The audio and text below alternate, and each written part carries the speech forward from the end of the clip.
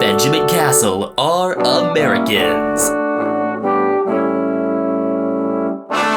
Watching the footy. Liam Ryan saying, kick it my way, I want to jump over the pack, and here he comes! Ryan! This is Buddy Franklin! This is the greatest showman! Got the handball off to Myers. Myers looking for the lead of Stengel. Gee, they're good. Gee, they're sharp. Razzle dazzle Rioli. Oh, who else? McDonald! Around the body. Jazz up! He's off from inside the centre square. Boys kick the goal. Boys kick the goal from inside the centre. Fuck! I can't believe it.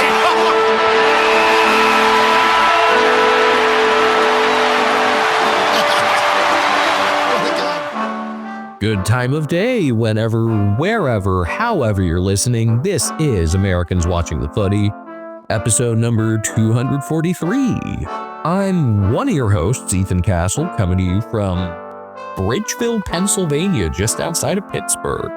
Yeah, not heard of Bridgeville before this. It's one of those, is it a city? Is it a borough? Technically a borough. It's small, but it's still within Allegheny County. And Ethan enjoyed a Pittsburgh Pirates game the day we're recording this, and I guess the day after as well. I'm Benjamin Castle, and I am once again coming to you from San Diego, California.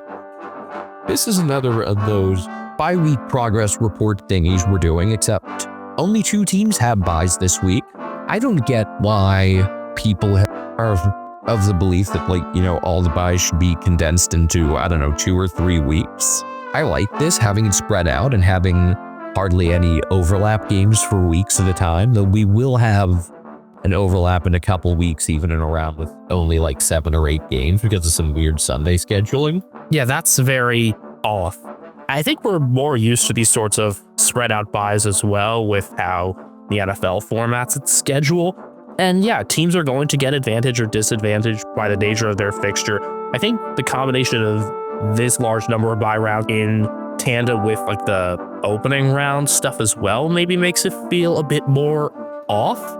And yes, we respect the round, but I get that side of things. I personally don't like opening round. But you can have a round 1 while still having games in all the different states.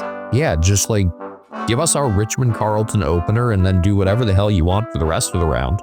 Hell, I would even take, if they really wanted, a weird Wednesday opener somewhere else, but Richmond Carlton Thursday. You remember one year they tried that Wednesday opener, I think that was 22, and it didn't go over very well. I wonder how it would be in a non-Victorian state, though, in a smaller capacity stadium, because it was D's and Dogs at a grand final rematch, I believe, in 2022. So yeah, 2 teams were off this week, those being the Saints and the Dockers. Who were we going to talk about first, though? As I spin this very colorful wheel, because wheels are still necessary here, we're going to go to Freo first. And they'll be the team that aren't playing as soon, because while the Saints are playing the Thursday nighter against the Dogs, Freo will have their away home game, and it looks like there are still a lot of seats available for that one. I want this to totally backfire on North, especially after the idiocy of that Bunbury game. Yes, it was entertaining, but just the way it all happened, I'm not hating on the atmosphere at all. That was great. The actual flow of the game for more than a half and the inaccuracy and all that, the vibes were off. Not the highest level of football. I think we can all agree on that. I just think it's going to be weird. It's going to be like a Freo home game without all of the awesome music and things that made Freo home games so fun, is my guess. It's going to feel a bit 2020-ish, I think. I've said many times that Freo's in-game presentation is probably my absolute favorite. Between the rocker on the roof, the Tame Impala Kevin Parker track before the 4th quarter, Wharfy time. But let's talk about a team that I think has gotten more attention this year than usual, really as much attention as any of the non-Victorian teams, other than maybe the Lions and Crows, because the Dockers started off as a disaster and have since gotten their shit together. They now sit in 8th at 7-5, 106.4%. Winners of their last 3. They started off 3-3 after a disappointing loss to the D's at the G. That was Melbourne's first win, remember. Then they beat the Crows on, I guess, that was Anzac night, right? Yeah, that checks out. That was a night game, another pretty well-attended one between Freo and Adelaide. I know they tried that on Good Friday the year before. They then dropped a really ugly one to the Saints in the Ross Lyon Cup, and a lot of people were rightfully concerned for them after that. Narrow loss to Collingwood in round 9 at home, reasonable. Granted, that was a Collingwood team resting a lot of guys. A bit less reasonable then, but they still tend to have that number. And since then, they just have won 3 straight. Well, they remain undefeated this Wallula, so that took care of the win at the Showground, their first ever win there, as well as a convincing round 11 takedown of Port before outlasting the Suns in wet conditions in round 12 ahead of the bye. I think, to put it simply, we know that the midfield is going to be pretty good, carried by the combo of Andrew Brayshaw, Caleb Sarong. Hayden Young, unfortunately, had a pretty nasty hamstring injury, so we haven't seen him for a bit. That sucks because he's fun to watch. But there's also optimism in that they're still producing as they have without Young in there. Still another 5 to 6 weeks for him, according to today's injury report. But you've also got so many players that you can rotate in and out of there that things have worked. That mid-forward group has shown in so many ways, obviously Shea Bolton being a huge inclusion there, but also Murphy Reed fitting in, and Isaiah Dudley, who looked like he already got his contract extended through 2026, getting some decent rotation time as well. This is a team that we know can play at speed, and it was a matter for a while of Justin Longmire just letting that happen. You have pieces like Michael Frederick, too, who can totally accelerate play as well. Sam Switkowski, another one who can bring pressure and play at speed, one of the real veterans of this Longmire system at this point, and had one of his best games in a while before the bye also. And they've done this while weathering, as you said, a fair amount of injuries between Hayden Young, Alex Pierce, who they'll be without once again against North on Saturday night. Jager O'Meara is a piece that we'd typically be talking about here in the midfield. They've made without him too. So the depth has been tested, and these past few weeks, it stood up. Nathan O'Driscoll's another one who's been hurt, and it looked pretty good when healthy. Matthew Johnson has stepped up as one of the guys who's kind of made a big difference in adding to the depth of this midfield, which has been so vital. Yeah, he can be a frantic player. He can be erratic at times, but he provides a spark and is clearly good enough to at least be one of the better midfielders on a competitive team. Up front, obviously, Josh Tracy still rock solid. Jai Amos is steadily developing and getting better. Patrick Voss has been this fun chaos player, kind of. He has a big chest. One of the things that makes this team really interesting, I think, is the whole rock and tall balance. The continued questions of the merits of the merits of Sean Darcy in this side as a whole, and they were without Darcy for the start of the year and then a couple games before the one against the Suns. That was a very strange one in which to bring him back because of the conditions. They ended up sweating that one out. I still want to back in Luke Jackson, obviously, for his overall skill set. And in that last game, he had a pretty even ruck split with Darcy, 21 hitouts, 27 disposals, and 7 tackles. Pretty much always a vital player to Freo's success. And it's still peculiar as to how exactly they mean to fit Darcy in there when you've also got less of a need for Jackson to take the forward split with Tracy doing well enough. He's got 23 goals on the year, including a bag of 6 back in round 5. And Amos has 17 of his own, including the dagger on the Gold Coast. Heck, Patrick Voss contributed 3 in that game and has 10 for the season. If Voss can finish, then he's actually pretty scary because he's got pretty sound fundamentals otherwise. I thought with that Suns game, it was more about playing the matchups and forcing the Suns to bring in the combo of both Jared Witz and Ned Moyle, both of whom are solid players, but I think they were able to kind of tie the Suns' hands by doing that. That's how I interpreted it, at least. but we have seen Jackson do really well on his own. And I'm a little surprised that Voss has been that one who's been kind of the second ruck in addition to him, because I really liked Oscar McDonald when he had gotten chances this year. And he was tough to miss out because he had done really nothing wrong. It remains an odd balance and situation, and week in, week out, feel very differently about it. I think McDonald doesn't take as much of the actual ruck split. He only had 7 hitouts over those 2 games, but had 3 goals at that time and lost to Melbourne against his brother Tom and the win over Adelaide. He also had Liam Reedy getting that first game of the season against Geelong, and he hasn't appeared since, though. There's definitely a bit of a clog there. And with Sean Darcy's contract being what it is, there's no simple solution here because he is signed through 2030.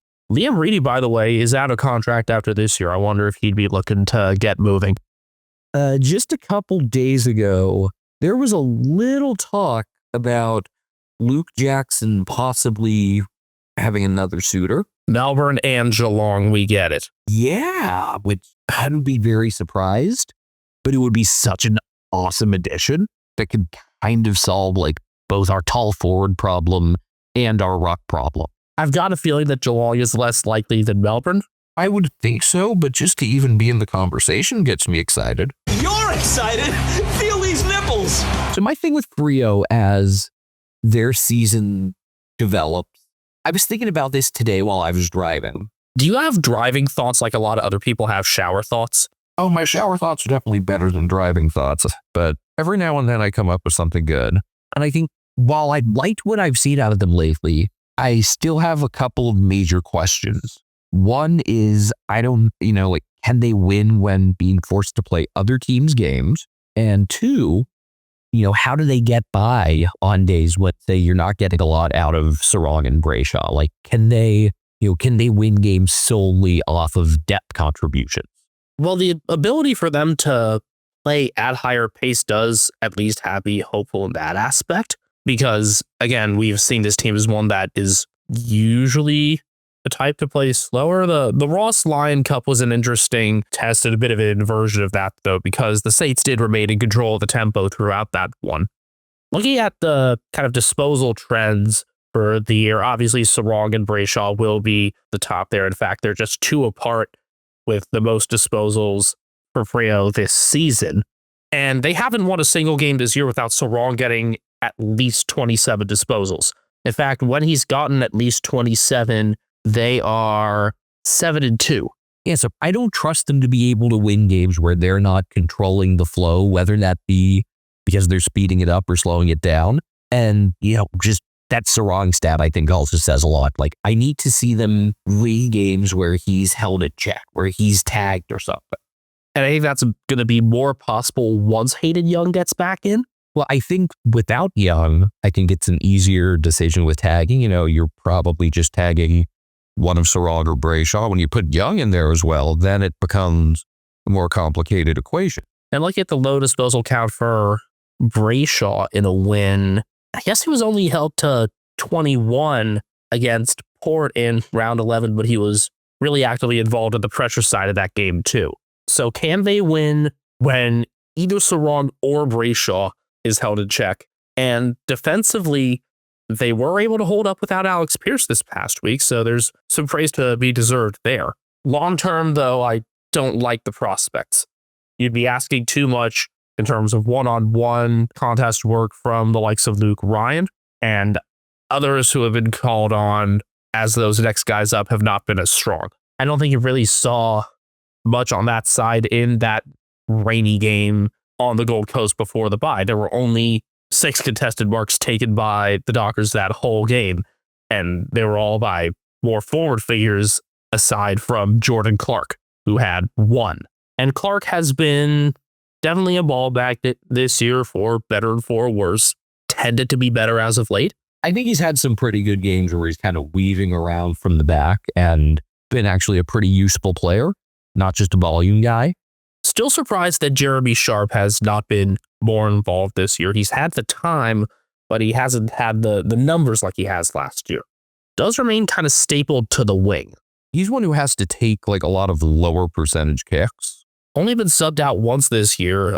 Averaged over 18 disposals a game last year. Is averaging 13.25 as it stands. But I think the concern that I really have is like, can Luke Ryan and Brennan Cox step up and defend one-on-one? Because I think they've both been tested, and usually those tests haven't gone great. He's Chapman starting around into form, but didn't have a great start to the year. I think getting Josh Draper back has helped some. But it's weird having concerns about the defense with this team. With you just look at the scores of their games, you wouldn't expect outside of round one to say that the defense has really been an issue. Draper came back in for that game against the Suns, getting limited opportunities. You imagine he'd get the nod again this week with Pierce out and really get another chance to prove himself. Again, the defensive question is more depth when we look at the one-on-one ability. This is a list that has a pretty good profile at the top and with most depth aside from that one-on-one defending. And I think the biggest thing for them is just a matter of pace and being able to play at other teams' paces, because I don't like them as much when they slow things down. All right, I guess it's time to spin the wheel again. Oh yeah, this is a really meaningful spin here. Real meaningful. I mean, you're the one who makes this a thing. Yes, I do make it a thing, and shocker, it's spun to the Saints.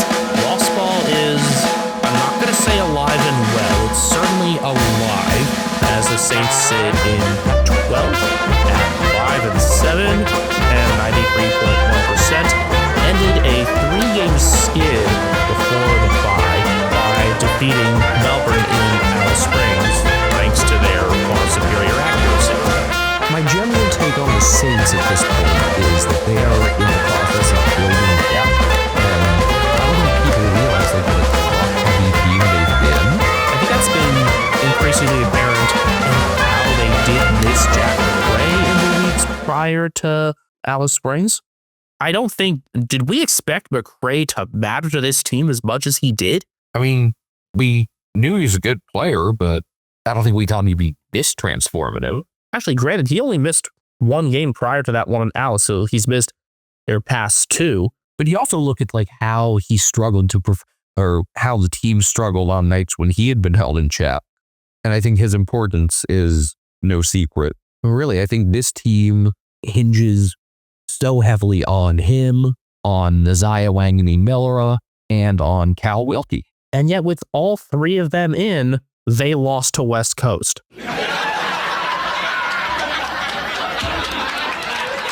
I mean, McRae, finished that game up with a punctured lung. But the Eagles nonetheless let that game wire to wire. They need strong performances out of these guys to be able to win. It's not like they're going to win too many games on days when those guys aren't delivering. For reference, at round 10 game, we gave the polished turd nod to Rowan Marshall. And Marshall has been more than serviceable as usual. Have we seen a bit less of those yeet ruck tendencies from him this year? It's still there sometimes, but it's been less so. You're talking about building depth for the Saints. Where do you see the greatest success there? Well, I've really liked what guys like Max Hall have offered. I think they've just had basically they just have a bunch of guys who have been kind of jostling for position, trying to figure out all right, which of you guys are going to be worthy of getting games regularly? And even when he's had low possession numbers, I've really liked Hall. I'm excited to see more out of Toby Travalia. Hugh Boxshall's shown some promise. And I'm just looking forward to them having some more health all around. Ideally, get to see more of, say, Matthias Billupo and Liam Henry, a couple guys who at times have been really promising. You mentioned a lot of names early on. Max Hall with 11 goals in his first 12 games, averaging about 13 and a half touches a game, but high impact per touch, I'll say. Travalia, delayed start to his season with injury, but working his way into things. And another distinction about Travalia, I think you know where this is going, Ethan. Is he, a former basketballer? No, he was an unused sub. The only unused sub so far this year that was in that easy Ross Lyon Cup win in round 8. Boxshall had one of his better games in Alice Springs. And looking at the key performances there in Alice, Dan Butler came back for his first game of the year, 4 goals for him. And Isaac Keeler beat Stephen May and got 3 goals for himself. His first multi-goal game, just game 6 for him. But if you can... First really positive game that I've seen out of Keeler. And he did kick a goal in that win against Geelong back in round 2, but had popped up just for a play or two here and there. His impact was much steadier, much more consistent against May, and forced Stephen May to switch things up. So big compliment there to Keeler for how he played against one of the game's most established one-on-one defenders. And, with a team that's still lacking the likes of Max King. That's the exact type of performance you're looking for.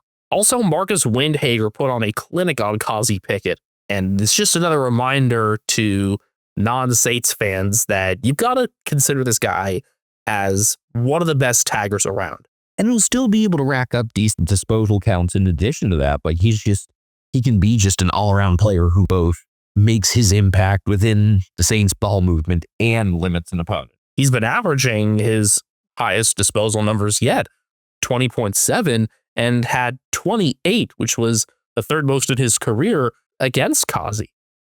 The forward structure and kind of the tall structure as a whole without Max King. Do you all know, by the way, why we do that for Max King? Honestly, I don't even remember, other than that, we had said something about ASMR and then whispered his injury update. That's exactly it. I forget when this was. It was maybe a premiere, the start of a home and away preview. You decided to have us do an NPR meets ASMR type intro. And then I just went into the first piece of news, which was King's injury, and you just burst out laughing. So we've kept going with it since. But the tall forward who I guess has done the most this year has been Cooper Sharman, who is tied for second on the team with 17 goals. You consider him more of a traditional tall, if there is one there. Mitch Owens also with 17, and Jack Higgins has kicked 29, including a bag of 5. I think we can still say 5 is a bag in this day and age, in, funnily enough, that loss to the Eagles. It's funny, you look at the Coleman race, and it's mostly tall guys. Jeremy Cameron, I think, is more of a tall forward. And then there's Jack Higgins. Jamie Elliott's up there too, is he not? He is, but I don't even see him as kind of a goal sneak type. I mean, he's another one who's, taking marks of the forward 50 and kicking them. Yeah, I mean, Elliott we know can play and mark above his size with how he can fly. Elliott is second right now with 34, and Higgins is in 5th on 29. I mean, he's the least kind of traditional mark player in there, I guess. Without doing any sort of research to back this up, he seems like the guy who takes far fewer set shots than any of the others. Gotta say, did not expect Jack Gunston to be in the top 10 at the midpoint of the season. So where do the problems lie for this team? Because again, they are, sub 500 and in 12th position. Well, I think that the next crop of guys past those couple we had mentioned at the start are just inconsistent. Look, this is a group that's relied pretty heavily on needing good games out of guys like Zach Jones. And then you also have players like Darcy Wilson that are just young. And Wilson has definitely taken a step back to start this season, has been subbed out, has been straight up omitted, which you wouldn't have expected at all last year.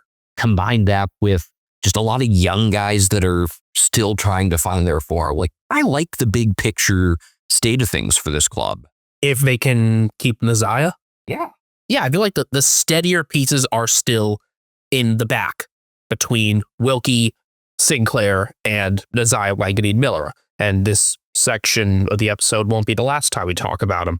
I think Sinclair is a bit overhyped.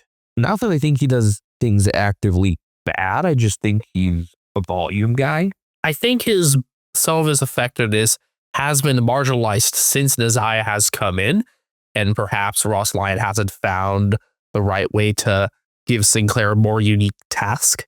I mean, I guess if anything, you could think of Sinclair as more of an outside player and Wanganeen-Miller as inside, but I still don't like that sort of binary distinction there.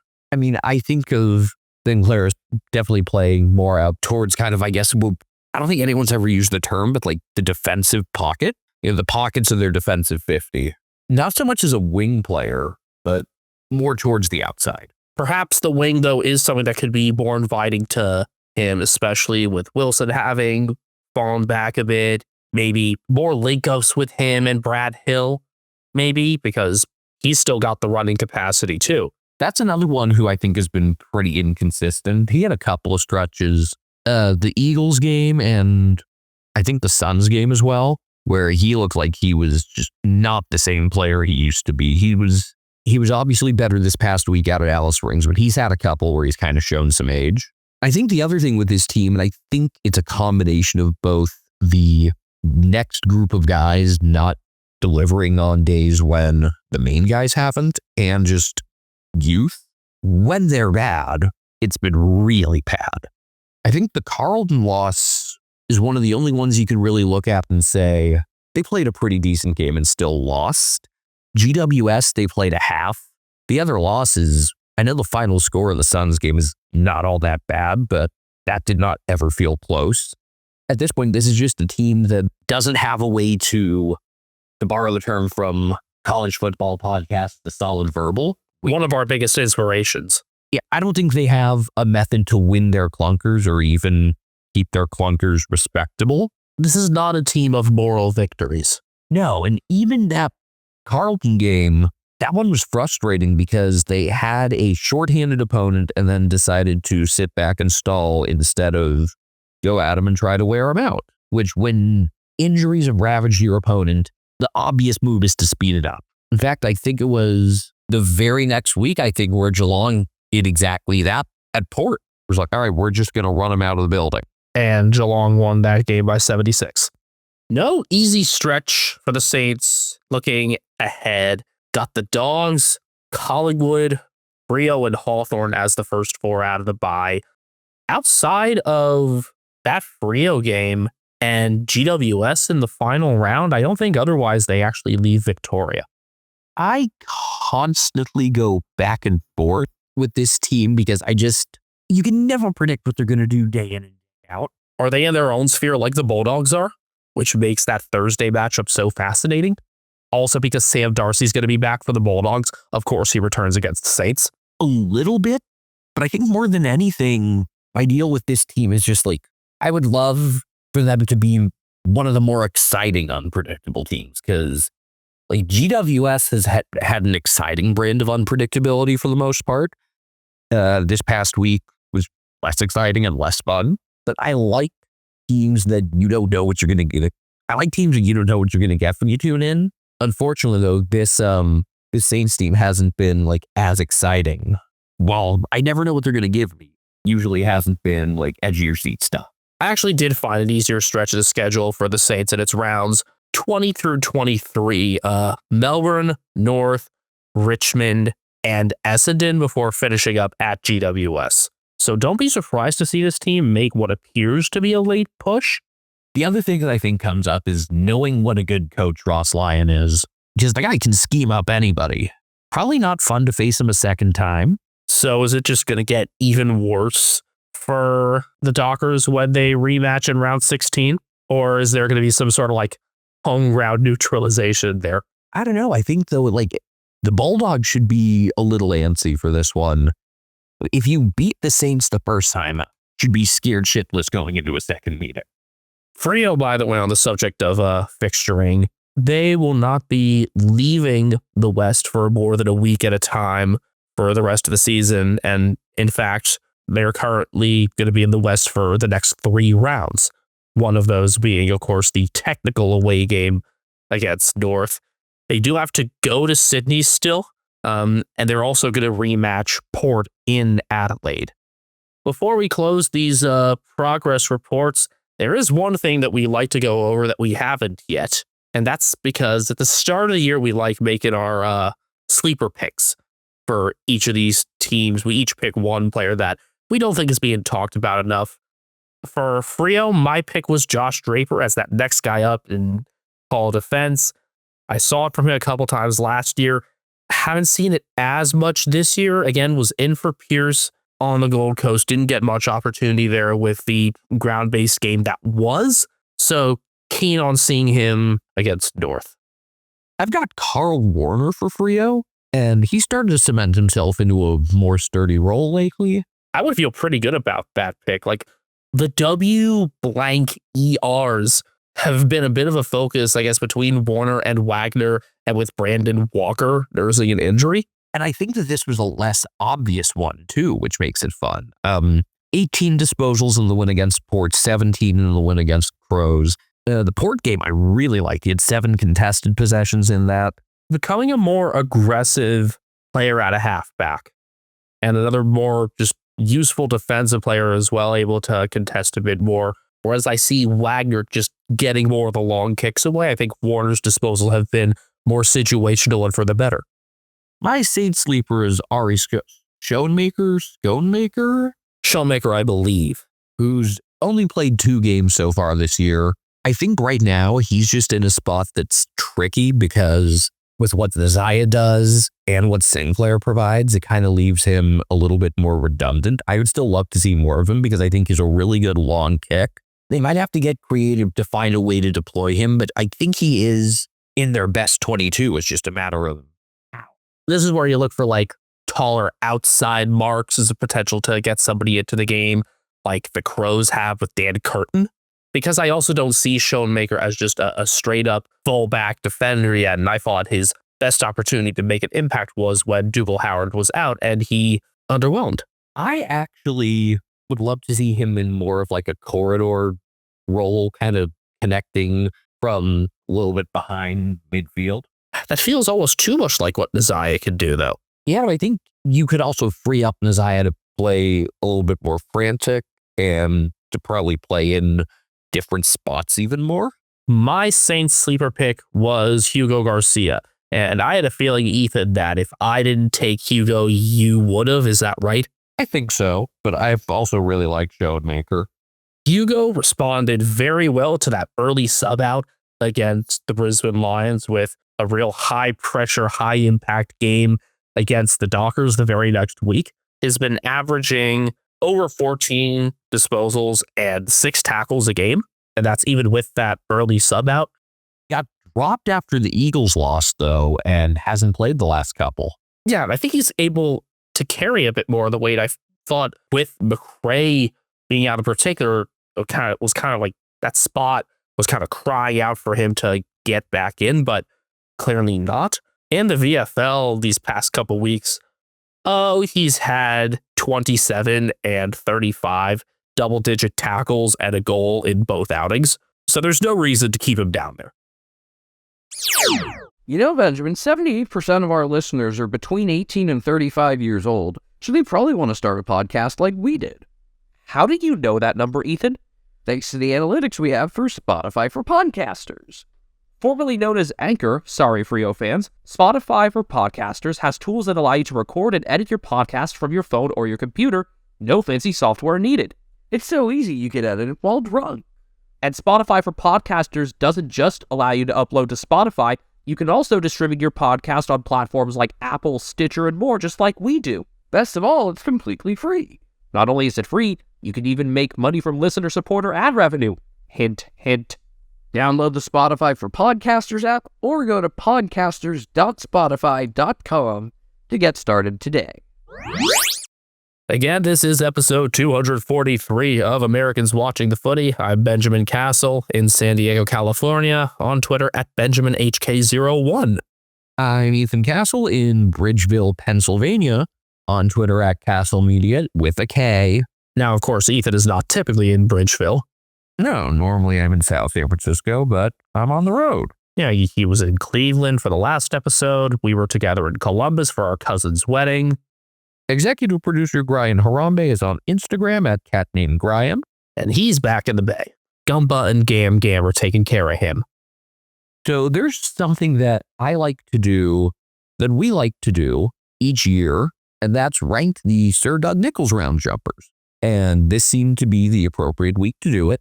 You know, it's kind of funny talking about something that's so visual, but we're going to try to give you what we can. We're going to try to pronounce the names of some of the artists. And this is, with complete reverence to all the cultures being represented here. We don't think any one of these jumpers is bad. I think this is probably the strongest crop we've had overall. Like, if you were to measure the ones that we put in, say, the bottom 3 or 4 spots this year versus the ones we put in the bottom 3 or 4 spots in other years. This year cleans up.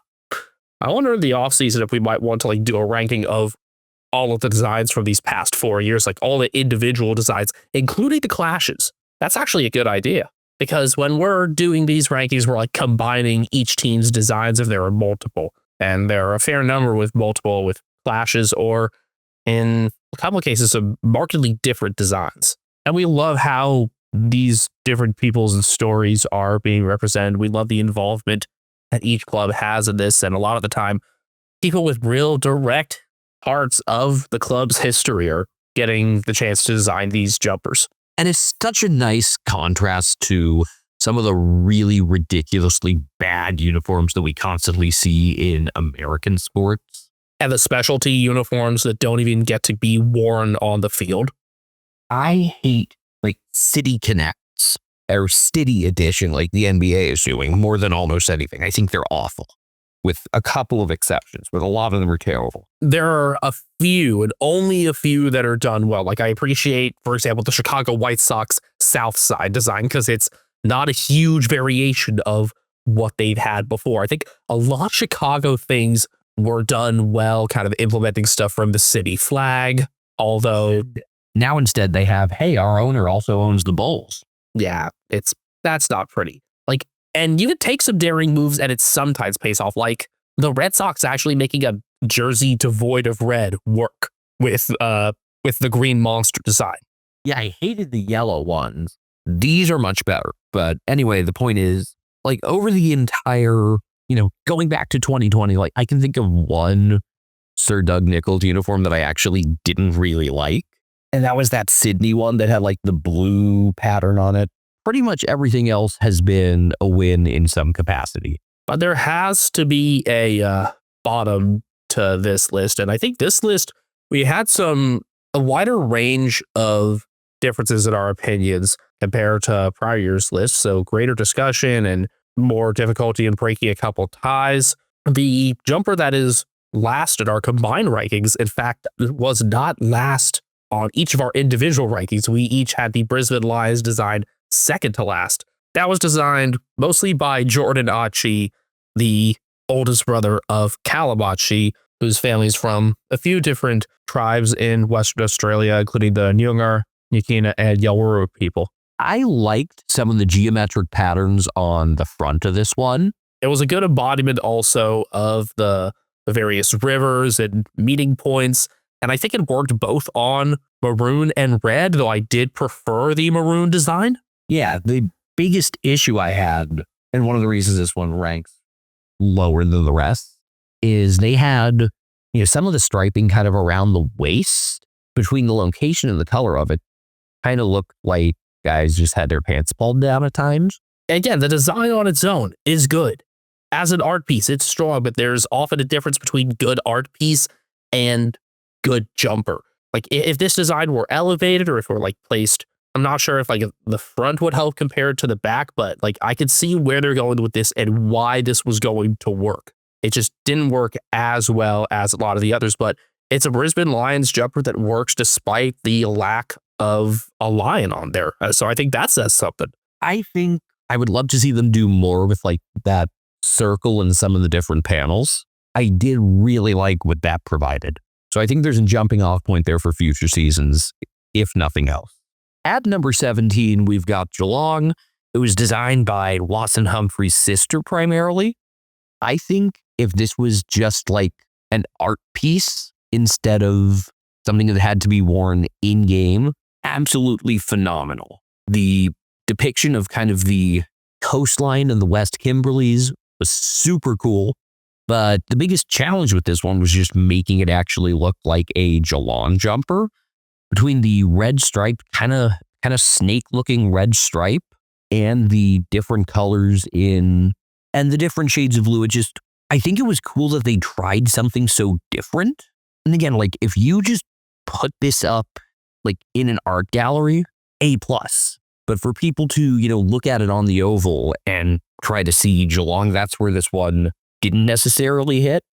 I just want to mention how great it is, though, to have, I don't know the last time the Cats had ever had a player's family involved in the design, and for it to be a family of a player who's from clear across the country. You want to talk about culture stuff and keeping people involved and trying to help prevent guys from getting homesick. This is a pretty good way of doing it. Now, Ethan, you had this ranked actually dead last. I had it ranked up at number 14. It's definitely the most unique Geelong jumper we've seen between the color selection, the red pieces, and the overall design.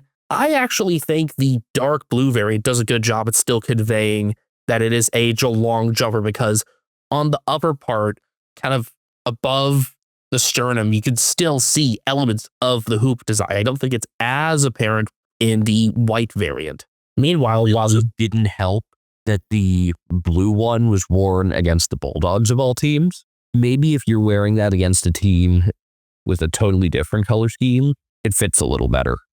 whereas Ethan had Geelong's last and I had it at number 14, reverse those rankings, and you've got where we are for Collingwood, which was designed by Lisa Thorpe, whose family is from a number of different tribes in Victoria. Do want to mention the Humphreys families of Nyulnyul, Umide, and Warora heritage from the Kimberleys. So the Collingwood one, Collingwood has the hardest time with this, obviously, because of the black and white scheme and the vertical stripes just being so set in stone, for lack of a better term. It's hard to do much with it. I wish Collingwood were more willing to break free from that design for special jumpers, and I found it hard to tell the difference from the main jumpers for this one until you're up close, though. I did like the darker gray detailing on there, and it makes me wonder if Collingwood could do something with gray or sort of silvery elements in future jumpers.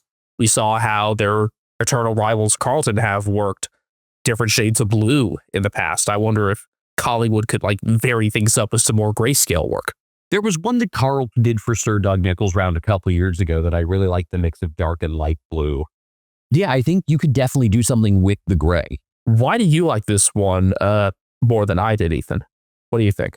I just thought the patterns itself were really cool. It definitely maintained kind of the traditional character of the Collingwood stripes, but also was able to kind of step out in a different direction. Although I will say, yes, you did have to look at it a little bit closer to appreciate a lot of the details. I liked this one, though. I think the Carlton design that we're referring to is what the Blues did with different blues in 2023. Actually, I was thinking more of Carlton's 2022 look. Both, I think, were successes. I think it's easy to kind of, for Collingwood's sake, get stuff into the white stripes and add details there. But again, I think greater variants with some gray or silver, and then just kind of being willing to add more details outside the stripes and kind of break that pattern, I think would be understood for this game. I mean, you've got fans that have been clamoring for actually seeing the swooping magpie in action. So maybe do something along those lines. I think if there's anything that I, in particular with my rankings, have liked over the years, it's full representations of birds. You are the magpies. Seize on that. At number 15, we've got the Swans. This one was designed by Bidjigal woman Jordan Ardler. Really liked this one off the oval. On it, my gripe was just where the shoulder and back design kind of met each other and made it kind of look like a practice jersey. Which, if the shoulders on the back continued the red, I think this one would have been a massive success, because the front of it looks great. I think it's about as well as you could do without including the black swan. Yes, I get it. Which we definitely miss. That generally, I believe, if it ain't broke, don't fix it. But this was actually a really neat design. Just the one thing, and it stuck with me when I saw it on the oval, was the way the shoulders looked on the back. If you, instead of having that white piping on there and just bump the red with the circles up to the top of the shoulder, I would rank this one significantly higher. I think this jumper also had better and more subtle incorporation of the light blue accents that we saw on that 2022 and 23 jumper that we weren't as big fans of. And the color inversion from the main jumper does work and help it stand out a bit. Up at number 14, another sash-based design from Essendon. Lucas Waddleton and Lawson Richards, who are students from Taylor's Lake Secondary College, designed this one. But Lucas has indigenous heritage from northern Tasmania, from the Chera Notapaner people. I hope I'm pronouncing that close to accurately. I don't think this sash center design is necessarily as all in as last year's is, and as such, it doesn't look as unique from a wider angle. On one hand, I loved this one when it first dropped. Looking it up close, there's a lot to really appreciate. But on the oval, it was kind of forgettable. I think it's one that, like, if you're a fan of the game, it'll look way cooler being worn by another fan sitting next to you than it would being worn on the oval. Good incorporation of like the gum tree design as well as the other meeting places.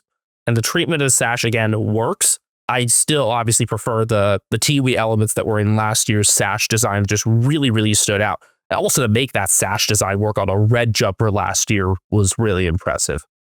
At number 13, we've got Carlton, designed by Luke and Sienna Thierry. They are both Yorta Yorta people. Yeah, and they've got their own Aboriginal art business too, Bayadera. This was just another white and navy blue design. Should I say navy blue with white? I have really liked like that 2022 and 23 look where Carlton went with the different shades of blue, but this one still totally worked. I call it kind of a batik type design. You know, you think of that type of art that's common in like Indonesia. And art that we both did with our 5th grade teacher, in fact. Yes. Is that why you think back to it? Do you still have your batik piece? Might be lying around somewhere. I'm not sure where, but I remember doing it. I know where mine is in my room.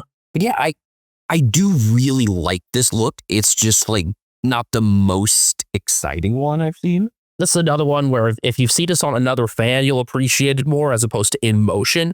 The details are nice up close. They don't stand out as much or further away. And I think it's too plain in the main body. There really aren't any big details anywhere near the main logo, whereas there was more of a flow to overall jumper for last year.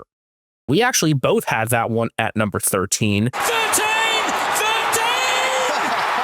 After Just at maybe I would flip this with number 12, but I'm totally fine with keeping it where it is.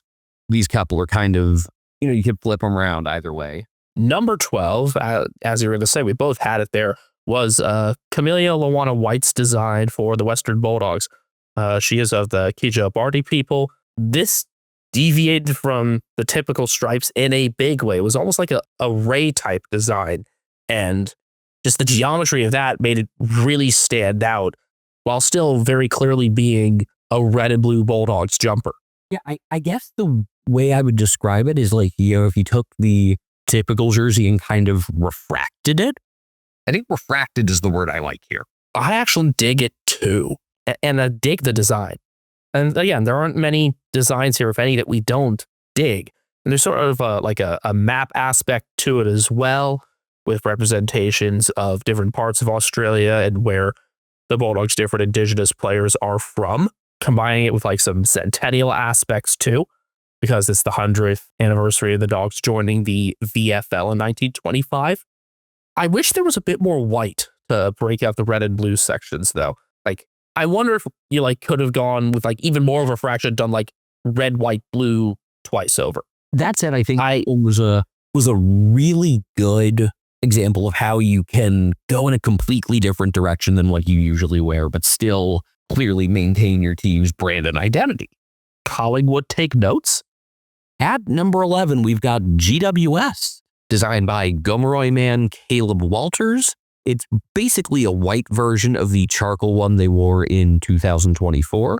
I prefer the charcoal design. I don't think that this one is bad, but I think the details stand out more on charcoal. It's still clearly a different sort of Giants jumper, and in that respect, very successful. I think there's a lot the Giants can do there with their color scheme to make their jumper stand out while breaking from their traditional, you even want to call it traditional design. And they've done a good job with varying things up over the years. The more I look at this one, the more I like it. I think it can be tough to include both some of the straight lines and circular patterns, and he was able to do both. I think you see that circular sun pattern a lot, and then some of the straight line patterns kind of remind me more of like Polynesian tribal tattoos. It was a cool combination of both of those, because sometimes combining straight and curved lines can be difficult on these designs, and I think he did a really neat job of keeping that all together without it ever being like too loud or overwhelming. So this is part of a stretch in his GWS jumper where we had a bunch of designs really close with each other in the rankings, and we had to really split hairs to divide them. We had Richmond up at number 10, This was designed by the Mansell family. Ryan, his father Brett, and his grandfather Clyde, who are all of indigenous Tasmanian or Palawa heritage. Once again, they saved this one just for Dreamtime, so I hope they're going to break it out again, perhaps for NAIDOC week or another special occasion for Ryan and his family. Like Hawthorne, who we'll get to in just a minute, I know they have plans to wear theirs again in round 17, which I assume is NAIDOC week.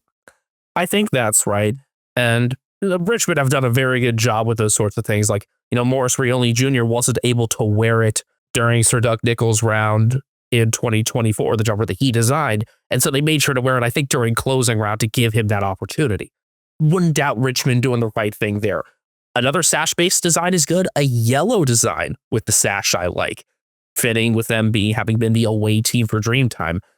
I think the nature of the colors and just the way it's blocked with a black sash mean that the details don't stand out as much as Morris's black design from last year, but no way is this bad. I like the white number on the back, whereas a lot of times with Richmond, when they've gone with the yellow uniforms, it's been the black numbers. Your concern with like white numbers on the yellow uniform is, can you read the numbers? And in this case, you actually could.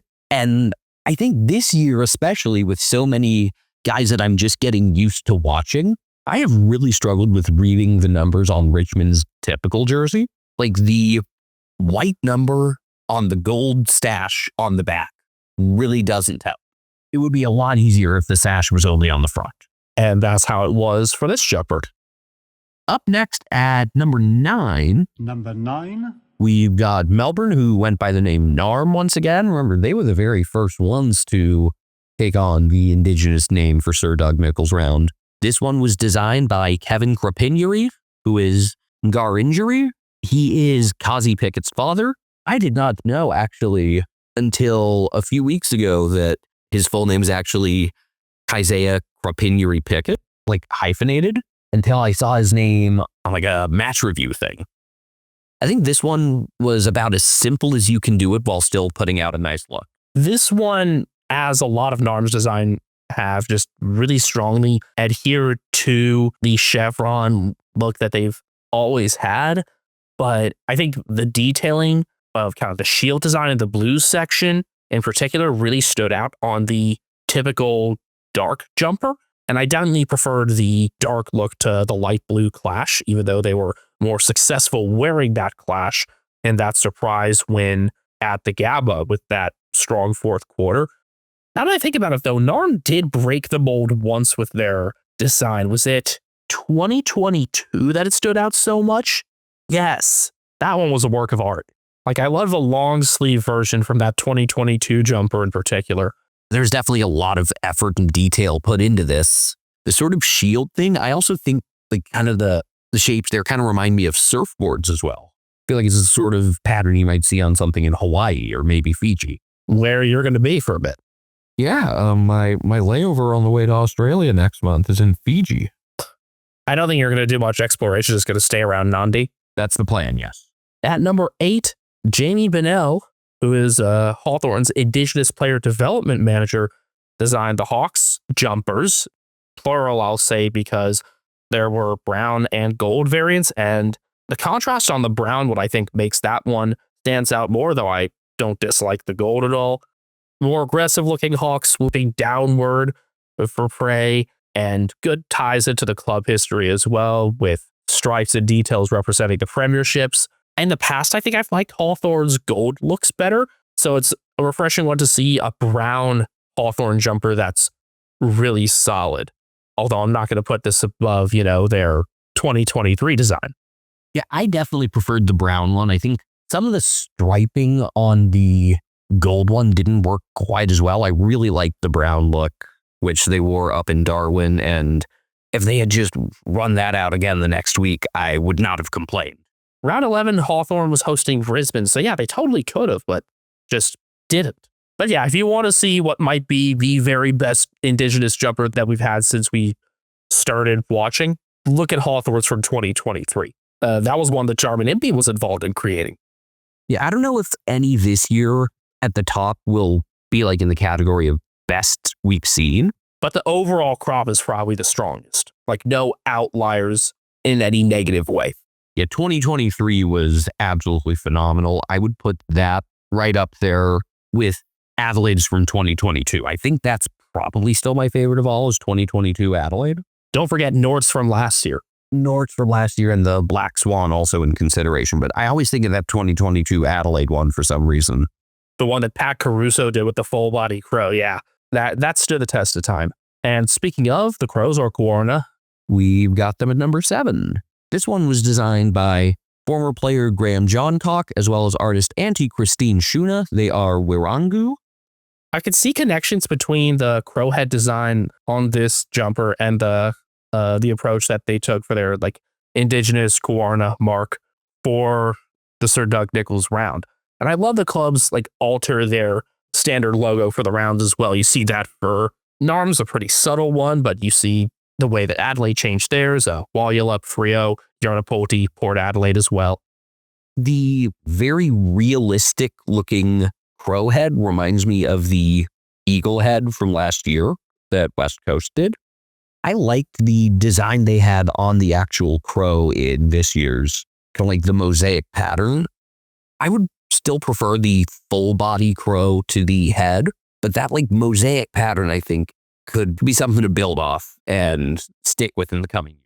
I also think that the royal blue details add a lot of value up close and probably what helped win me over a bit and put this above, say, Hawthorns. It also helps that the crows have such an easy color scheme to branch out and be creative with. Okay, it's hard to make a design with the 3 primary colors look bad. Whereas I think the Dockers have a bit of a tougher time with their color scheme, and Jeff Farmer and Roger Hayden, along with Jeff's parents this year, did an excellent job. That's why that one is up at number 6 for us. This is also a design that blended eras really nicely. Yeah, I thought incorporating the green, white, and red into the chevrons was really neat and something that maybe they could do permanently moving forward, like not just for Sir Doug Nicholls round, but full time. While it's a strange kind of combination of colors, I think it totally works for them, and just including it in kind of like some thin striping like that, I think would be great to continue with. I wonder if there could still be a bit more contrast between the green and the purple, but it's really welcome to have the green and red in there. I don't think that should have ever gone away. I honestly don't think Freo should have ever abandoned the old anchor look, for one. I mean, I like the chevrons, but I also do like the kind of Italian flag colors. I guess that's the way to describe it. I don't think that's like a particular reason behind it. I think, it's because I think it's like the port and starboard navigation lights on ships. Oh, okay. Being red and green. It had to do with some sort of maritime flag thing, but that makes sense. Yeah. Although I guess with kind of the purple and the red involved, it is kind of like Fiorentina, if you want to make an Italian connection. But yeah, if the next time the club totally revamps their typical uniforms, I would probably look at this for inspiration. At number 5, we've got North Melbourne, once again designed by Emma Bamblett. She is of Wemba Wemba, Gunditj Mara, Ngajanji, and Tongarung heritage.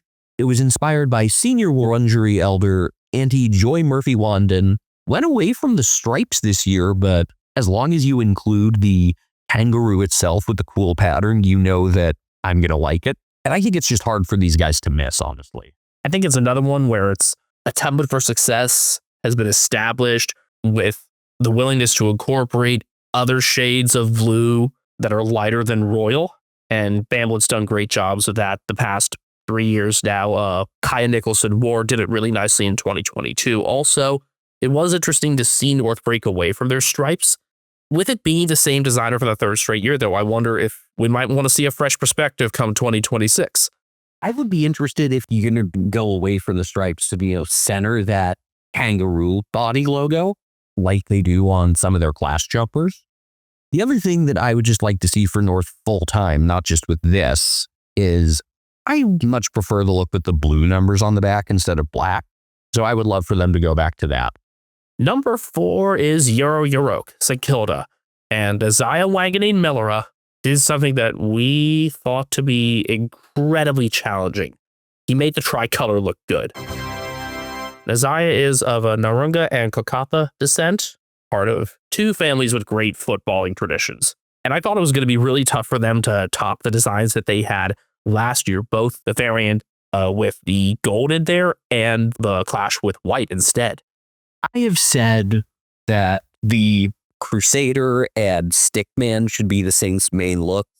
I'm not a big fan of the 3-panel one, but Nazaya has done something very difficult and actually made the 3-panel look super cool. This is a team that also could have totally just gone with the one that, the Aboriginal flag one, just change the panel from white to yellow and do absolutely nothing else, and it looks cool. But I love what he was able to do with this and managed to make an asymmetrical design work on otherwise a uniform that's, kind of very regimented.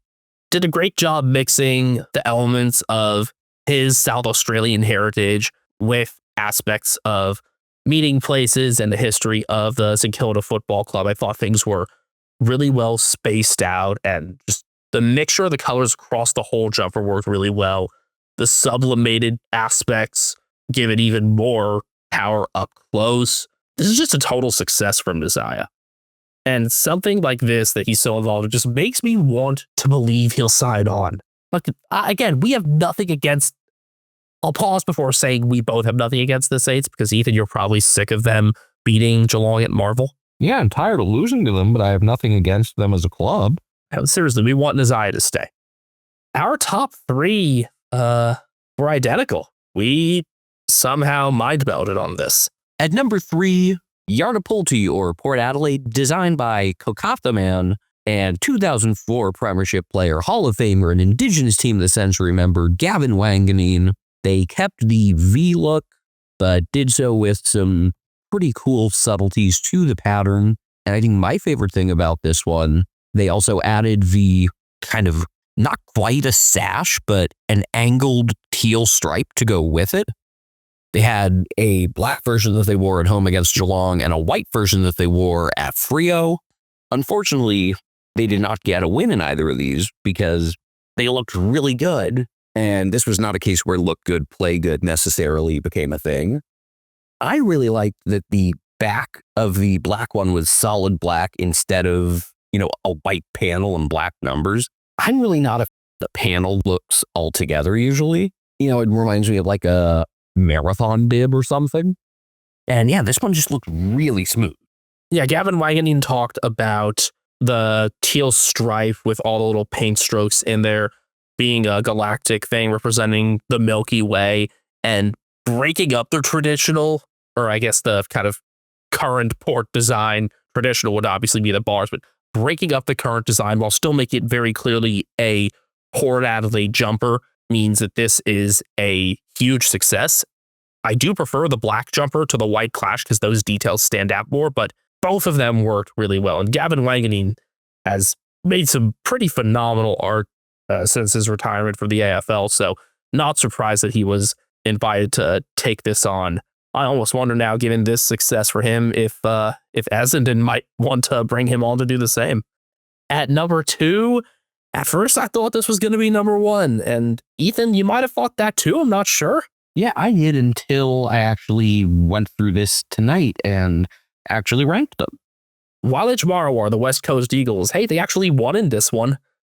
Designed by Wangutha man Kevin Wilson and Madawonga and Yogar woman Taryn Woods. The full body bird is always a win. A really identifiable color scheme and just big blocks of blue and gold made this really stand out. West Coast have done pretty well with these Indigenous jumpers these past few years. I even liked the gradient look from 2024 and the 2023 one. If only they had performed a smidge better in that season, I would consider even buying. And this one's up there with that. I will say this one looked better in photos than it did in action. That is to say, it still looked great in action. It just looked like absolutely elite in photos, whereas instead it just looked great when games are actually being played. Good problem to have, though. It's not that a full body bird is just automatically a success. Is that those tend to be incorporated in winning designs. I think that's the right way to put it. So who does that leave? Despite your hate for them, we both agreed that the winner this year, the best Sir Doug Nicholls round jumpers, and I say jumpers plural because they had 2 and both of them were great, goes to Gold Coast. Larrakia man Keelan Fajo designed the one they wore in Darwin, and then the one they wore back in Melbourne against the Saints was designed by Ugamba and Bunjalung artists Christine and Kyle Slab. That one carried over largely from the 2024 design. And then on the one that they wore in Melbourne, you had more of the circle spiral designs, which have kind of, from what I can tell, that usually represents the sun in Aboriginal art. And I just think on both of these, the colors pop really well. It was clearly the Suns. It looked way better than what they normally wear. My ranking for this one primarily comes from the new Darwin jumper, though I appreciate the one they wore in Melbourne as well. First off, you can see the S, like without having to like really make an effort about it. And you combine that with the traditional cross-hatching design and the combination of like the boomerangs and the solar aspects of it.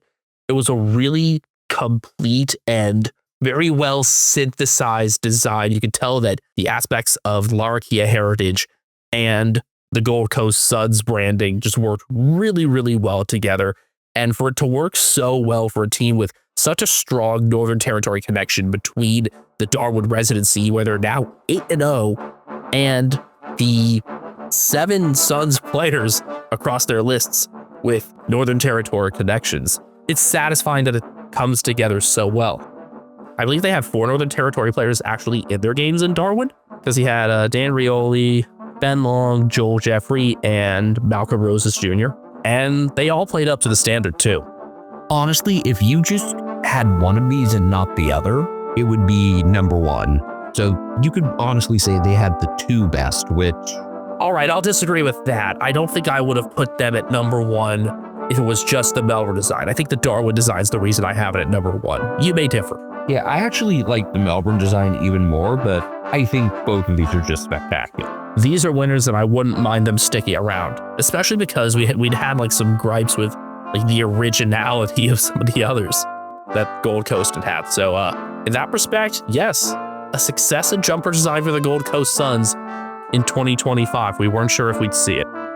And with that, I think we're just about done here, yeah? Yeah, by the time this is out, we're going to be close to the start of round number 14. We'll see the Saints and Dockers back in action again. The Saints very quickly with that Thursday nighter there. One last piece of news here. Geelong have another man on the inside. The AFL will name Tom Harley its new COO. All right, that was known a few days ago. I guess now it's just official. There were rumblings. It was becoming more and more likely that it would be Harley, who has been the Swan CEO, and now it's going to be made official. And COO basically puts him, I think, like second in command, because that was what Dylan had been. So more hires from Clubland are good. I still think they swung and missed by not snapping up Brendan Gale before Tasmania did, but hopefully he can lead the Devils to success and actually, happening in the first place. Yeah, and before they succeed, I was just hoping that he could lead them to exist. Once again, we are on Twitter collectively at Americans Footy, as well as Instagram and YouTube. Watch for more updates on all fronts as Ethan gets ready to make his pilgrimage. I'm at BenjaminHK01 on Twitter. I'm at Castle Media with a K.